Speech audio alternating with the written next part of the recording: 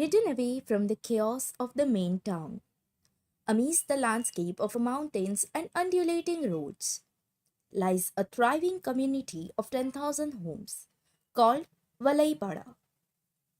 From its large open spaces inhabited by children who use it to play, to the narrow lanes of a clustered houses where women chit chat and craft away delicate goods sitting outside their homes all day. From the freshness of the air at night in these mountains to the stench of open drains stretching along the lanes in between the homes. From extreme flooding during monsoons to the availability of a drinking water every alternate day. Here, 40% of the residing population who are migrants from UP and Bihar earns a livelihood as auto drivers. पहले विरार में रहते थे। विरार से इधर room ले लिए, तो यहाँ से मैं 6-7 साल गया यहाँ से विरार चलाने के लिए। अभी लॉकडाउन से इधर ही चला रहा हूँ। The auto drivers park their vehicle at the common parking spot owned by the private landlord, a mile from their house. Their lack of access to public resource and conveniences makes life more difficult. There are trailblazers like the female auto drivers who challenge gender norms, carving out their path to the financial independence. Here, the women are also involved in productive activities that provides additional income to the family.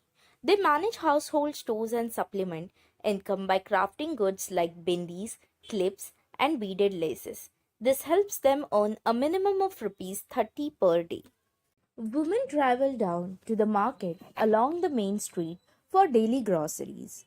For the locals, traveling daily to the main street from the settlement is a challenge. The children of this settlement walks a mile every day to catch a auto rickshaw on the main road and then the local train to attend their schools and colleges. Their daily travel time is around 4 hours. Moreover, due to the poorly made roads and congestions, the walking time to get an auto rickshaw increases for its inhabitants. Satisfied with the minimum resources that they have.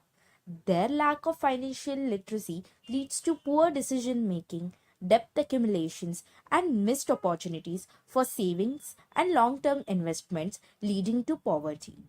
However, can improved infrastructure leads to easier mobility, improved livelihood, increased savings, and a high quality of life? What can the government do to provide easier access to resources regarding mobility? The question deserves attention and action to ensure future generations' prosperity.